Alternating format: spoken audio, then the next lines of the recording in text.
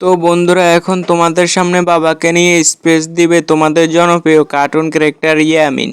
মা আমাদেরকে 9 মাস পেটে ধরেন, বাবা আমাদেরকে 25 বছর বহন করেন, উভয়টা সমান। তারপরও কেন বাবা ফেঁসে আছে জানেন কি?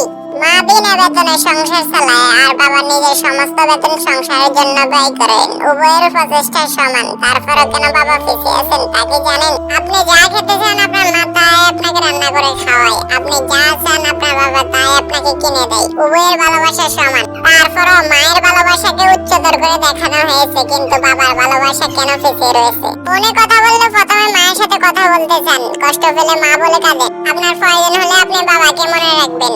আপনার বাবার কি কখনো খারাপ লাগেনি যে আপনি তাকে অন্য সময় মনে রাখেন না? ছেলে মেয়ের ভালোবাসা পাওয়ার ক্ষেত্রে সব সময় বাবা কেন ফেঁসে? আলমারি ভরে যাবে রঙিন শাড়ি আর বাচ্চাদের জামা কাপড় দিয়ে, কিন্তু বাবা জামা কাপড় খুবই কম, নিজের প্রয়োজনে তোয়াক্কা করেন না। তারপরও জানেন কি বাবা কেন ফেঁসে আছেন? মায়ের অনেক সোনার গয়না আছে, কিন্তু বাবার একটাই আংটি আছে যেটা তার বিয়ের সময় দেওয়া হয়েছিল। তবুও মা কম গয়না নিয়ে অভিযোগ করতে পারে, কিন্তু বাবা করেন না। তারপরও জানি না বাবা কেন ফেঁসে আছেন। বাবা সারা জীবন কঠোর পরিশ্রম করে পরিবারের যত্ন নেওয়ার জন্য, কিন্তু যখন স্বীকৃতি পাওয়ার কথা আসে কেন জানি না সবসময় বাবা ফেঁসিয়ে থাকেন। মা বাবা যখন বুড়ো হয়ে যায় তখন বাচ্চারা বলে মা ঘরের কাজ দেখাশোনা করার জন্য অত্যন্ত উপকারী, কিন্তু তারা বলে বাবা ওকে বাবার পিছনে, কারণ তিনি পরিবারের মেরুদণ্ড। আর আমাদের মেরুদণ্ড তো আমাদের শরীরের পিছনে, অথচ তার কারণে আমরা নিজের মতো করে দাঁড়াতে পারছি। সম্ভবত এই কারণে তিনি পিছিয়ে আছে। তো বন্ধুরা, ভিডিওটি ভালো লাগলে একটা লাইক করবেন, আর যারা বাবাকে ভালোবাসেন তারা এই চ্যানেলটিকে সাবস্ক্রাইব করে দিবেন, আর যারা মাকে ভালোবাসেন তারা একটা কমেন্ট করবেন।